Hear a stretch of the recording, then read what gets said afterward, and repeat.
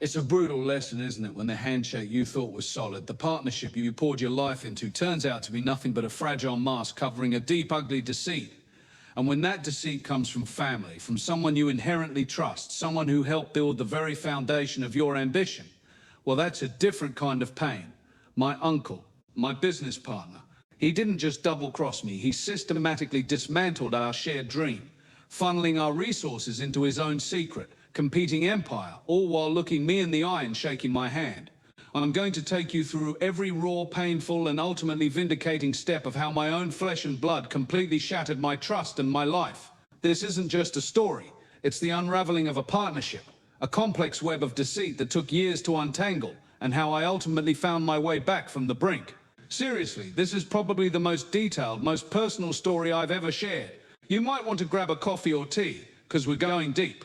All right, so to truly understand the depth of this wound, we need to go back. This all started around 7 years ago when my entrepreneurial dreams were finally taking shape. I had spent years working in corporate, saving every penny, refining my idea for a tech startup focused on sustainable urban farming solutions. It was ambitious, forward-thinking, and I truly believed it could make a difference. The one person who genuinely understood my vision and who had the capital and experience to help me launch it was my Uncle Robert. He was my father's younger brother, a self-made man, sharp as a tack, with a reputation for shrewd business dealings. He saw the potential, not just in the idea, but in me. He invested heavily, and we formed Green Cycle Innovations, a 50-50 partnership.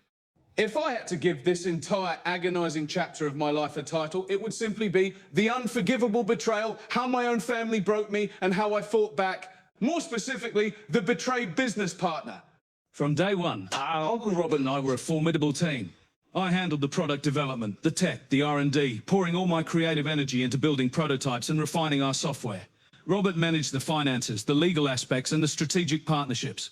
He was the seasoned businessman. I was the passionate visionary. We spent countless hours in our small shared office, fueled by late-night coffee and the shared excitement of building something revolutionary. He taught me the ropes of pitching to investors, negotiating contracts, and navigating the sometimes cutthroat world of startups. He'd often say, "We're more than just partners, son, we're family. We sink or swim together." And I believed him. Every single word. The first few years were tough, as all startups are. We faced setbacks, rejections, moments of doubt, but we persevered. Our product, a smart vertical garden system, started gaining traction. We landed our first major client, secured a second round of investment, and expanded our team. The future looked bright. We were building something real, something impactful. Looking back, the early cracks were almost imperceptible, like hairline fractures in a foundation you assume is solid. They started small, with Robert becoming a little less transparent about certain financial decisions. He'd occasionally make large purchases for the company, new equipment, software licenses, without consulting me first, citing time-sensitive opportunities.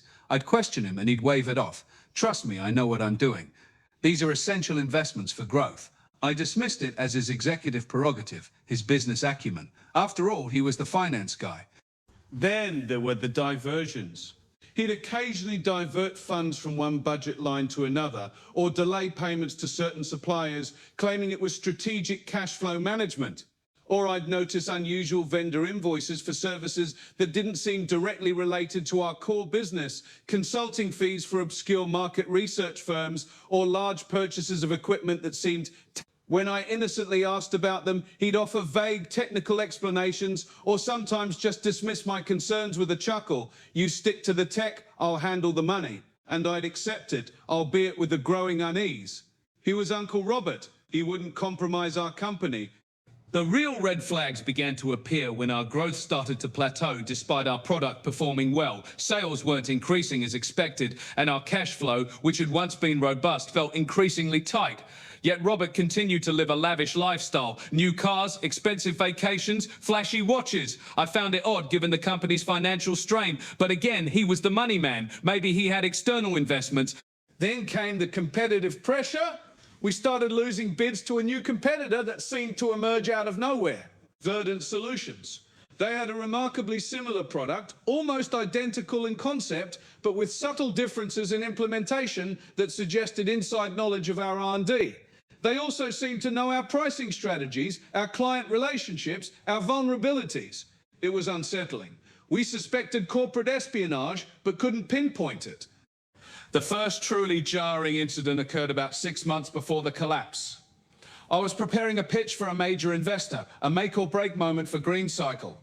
I needed access to our comprehensive financial statements, the detailed profit and loss statements, and balance sheets. Robert was in charge of our accounting system, a proprietary software he insisted on managing himself. When I requested full access, he delayed, offering excuses, sending me only summarized reports that lacked detail. This was highly unusual. My suspicion grew into a gnawing certainty. I managed to gain backdoor access to our accounting system, using an old admin login from our very early days that Robert must have overlooked. My heart pounded as I logged in, the screen a stark white against the dark studio apartment. What I found was not just financial discrepancies, it was a meticulously orchestrated fraud. Robert had been systematically siphoning funds from Green Cycle Innovations for at least 2 years.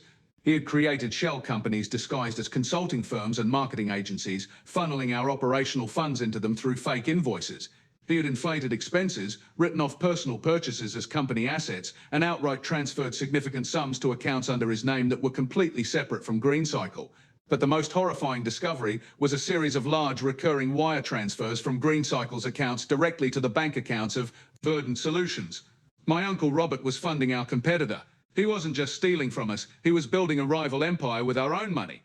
I remember that moment clearly. The air left my lungs and a cold, hard resolve settled in. This is it, I thought. Enough is enough. They crossed a line they can never uncross. It wasn't just embezzlement. It was a profound act of corporate sabotage, a betrayal so deep it went beyond personal injury and into the realm of professional destruction. The realization hit me like a physical blow. My uncle, my partner, had used our shared dream as a piggy bank to fund his own personal betrayal. It felt like the ground beneath me had evaporated. The man I had admired, trusted, and built a company with had systematically cannibalized our business from the inside out. My stomach churned. A wave of nausea washed over me. I had to get out of there. I quietly closed the laptop, the glowing screen illuminating the wreckage of my trust, and stumbled out of the office, the name Verdant Solutions echoing in my mind, mocking me. That night, I barely slept. My mind raced, replaying every suspicious incident. The inflated invoices, the vague explanations, the financial tightness despite growth.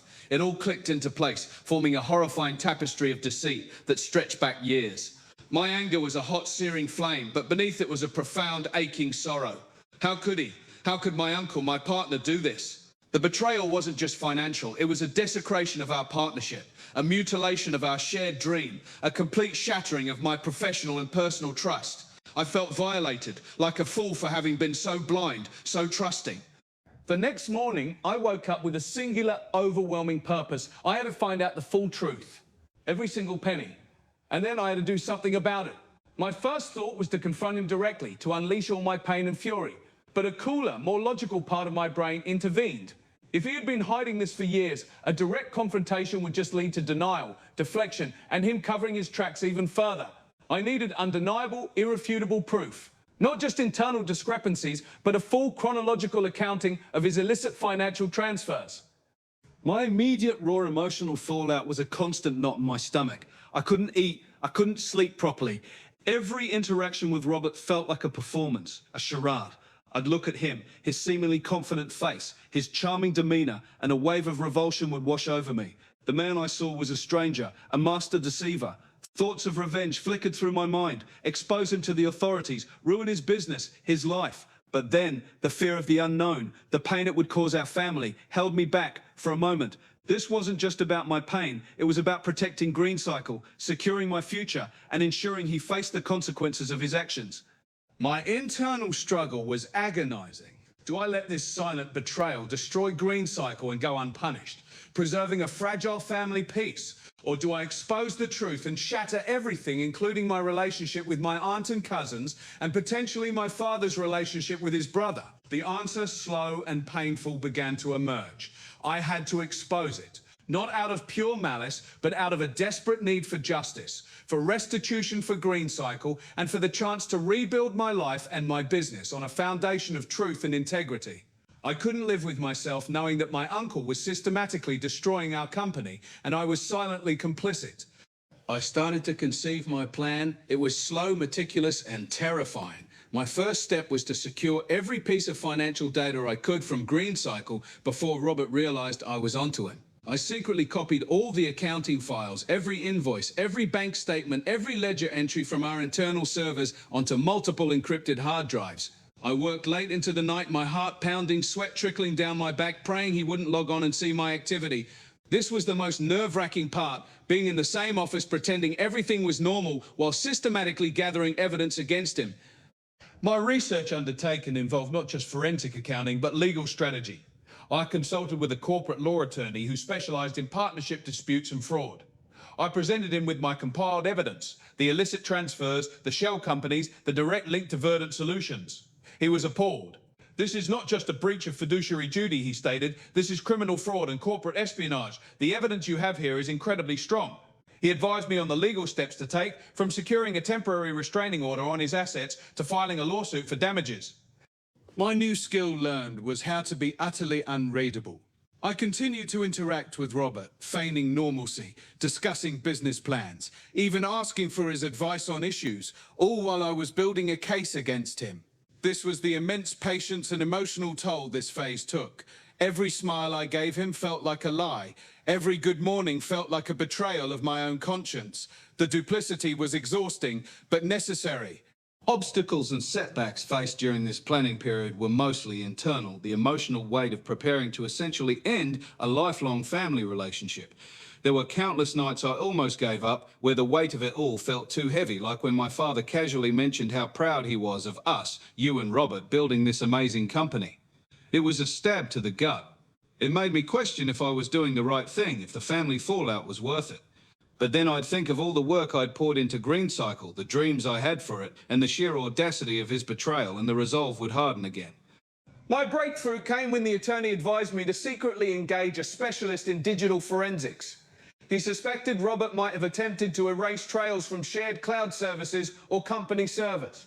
The digital forensics expert confirmed my suspicions. They found deleted emails, modified timestamps on documents, and further hidden accounts that Robert thought he had scrubbed clean. This deepened the well of evidence beyond anything I could have found on my own, solidifying the scale of his calculated deceit. This information was critical not just for a lawsuit, but for my plan to launch a superior ethical competing business.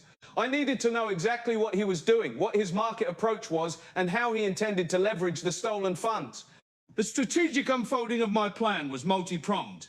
It wasn't just about justice for past theft. It was about reclaiming my vision and proving that integrity wins. Legal action. My lawyer filed a comprehensive lawsuit against Robert for fraud, breach of contract, and corporate espionage. We simultaneously sought a temporary injunction to freeze his personal and business assets related to Verdant Solutions to prevent him from siphoning more funds or liquidating assets. Taking control of GreenCycle, with the lawsuit filed, I moved quickly to assume full operational control of GreenCycle Innovations, removing Robert from all financial access and decision-making. His access to company systems was immediately revoked. Launching my own venture. This was the crucial part. While the legal battle unfolded, I began quietly preparing to launch a new, completely independent company. I couldn't rebuild GreenCycle with the lingering shadow of the fraud, and I couldn't risk working with those tainted funds. This new business would be built on the same core vision as GreenCycle, but with superior technology, tighter ethical controls, and a new, unblemished name. I leveraged my existing network of loyal engineers and former colleagues, explaining the situation to them discreetly and legally without public accusations yet. They were outraged by Robert's actions and rallied behind me. My heart was pounding so hard I thought it would burst when I finally executed the official split. Robert was served with the lawsuit papers at our shared office, right in front of some of our remaining team members. He was furious, yelling denials, threatening countersuits. But the cold, hard facts in the legal documents, backed by the forensic report, were undeniable. His face, usually so composed, crumbled into a mask of shock and anger. The jig was up. And then, the moment I had both dreaded and yearned for arrived. The climax, the consequences. The lawsuit went to court, but it didn't last long. Faced with overwhelming, undeniable evidence from the forensic accountant and digital forensics expert, Robert's legal defense crumbled. The paper trail of siphoned funds, the connections to Verdant Solutions, the documented manipulation of company books, it was all laid bare. He attempted to argue that he was just reinvesting company profits or managing funds creatively, but the judge saw through it. The judge ruled decisively in my favor. Robert was ordered to pay full restitution of all stolen funds back to Green Cycle Innovations, plus substantial damages and my legal fees. His assets were unfrozen only to the extent necessary to fulfill the judgment. Verdant Solutions, stripped of its funding and now publicly exposed as being built on stolen IP, withered and died almost immediately. Its clients, discovering the truth, abandoned it. His reputation as a shrewd businessman was utterly destroyed. He was effectively blacklisted within the industry. Simultaneously, I launched my new company, Viridian Cultivations, with all the knowledge, experience, and refined technology I had from Green Cycle, but with an unwavering commitment to transparency and ethical practices. My existing clients, many of whom had been confused by Green Cycle's earlier struggles and the emergence of Verdant Solutions, quickly moved over to Viridian. The media, catching wind of the court case, ran a few discreet but impactful articles about the ethics of startups and corporate integrity, implicitly highlighting my vindication and Robert's downfall. They didn't sensationalize the family aspect, but within the business community it was all known. It was a complex mix of emotions felt at this climax: vindication, sadness, exhaustion, relief. Vindication, because justice was served, my vision was salvaged, and my integrity was confirmed. Sadness, because it was my own uncle, and the family fallout was immense. Exhaustion, from the years of suspicion, the agonizing investigation, the relentless legal battle, the emotional strain of launching a new business amidst all of it. And relief, a profound, liberating relief, that the truth was finally out, his deceit stopped, and I was free to build something truly honest. The full consequences for Robert were profound.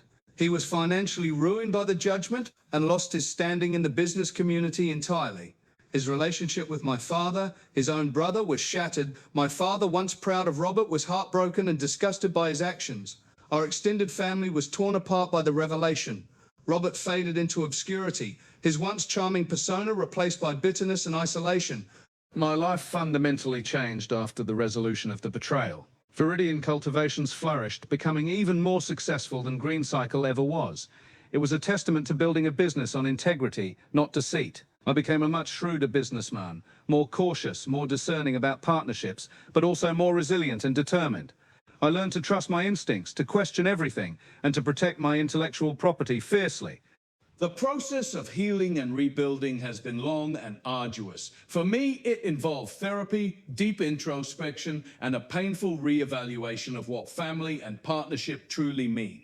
I learned to set firm boundaries, to separate emotion from business, and to recognize that blood ties don't always equate to loyalty. Looking back on it all now, after all these years, I feel a profound sense of peace mixed with lingering sadness. I am stronger than ever before, but forever changed. The naive entrepreneur who believed in unconditional family support, who thought a handshake was enough, is gone. In his place is a man who understands the complexities of human nature, the darkness that can lurk beneath the most charming and seemingly supportive facade, and the incredible resilience required to fight for truth, even when it means tearing your own world apart. I carry the scars, yes, but also the strength that came from facing the unbearable and surviving. My thriving ethical business, Viridian Cultivations, stands as my ultimate vindication. So yeah, that's the story. That entire period was one of the most brutal and transformative of my life. It took everything out of me, but it also taught me invaluable lessons about trust, resilience, boundaries, self-worth, the critical importance of financial oversight, and the true cost of corporate greed from within. It taught me that sometimes the hardest choices are the only right choices, no matter the personal cost. I'm sharing this because I believe many of you have faced some form of betrayal, especially in business partnerships or from those you consider family, or have experienced the pain of someone exploiting your ideas and resources for their own gain. To show that even from the deepest wounds you can heal and rebuild, to shine a light on the hidden complexities of family and professional dynamics, and the sometimes uncomfortable truth that family doesn't always mean unconditional good, nor does it guarantee ethical conduct. Maybe some of you can relate to the pain of having your dreams stolen, or the difficult decision to prioritize integrity and justice over a fractured relationship. Whew! Thanks for sticking with me through that absolute emotional marathon. I know it was a lot, but I truly wanted to share the full, unvarnished truth of what happened.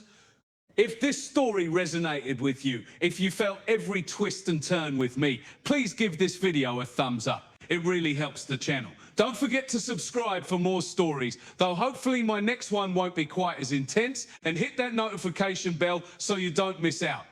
What did you think? What part of this betrayal shocked you the most? Or what would you have done in my shoes? I'd genuinely love to hear your thoughts and experiences in the comments below. This is the kind of story that sticks with you, and I bet it will for a while. All right, everyone. That's it from me for this one. Take care of yourselves, and I'll see you in the next video.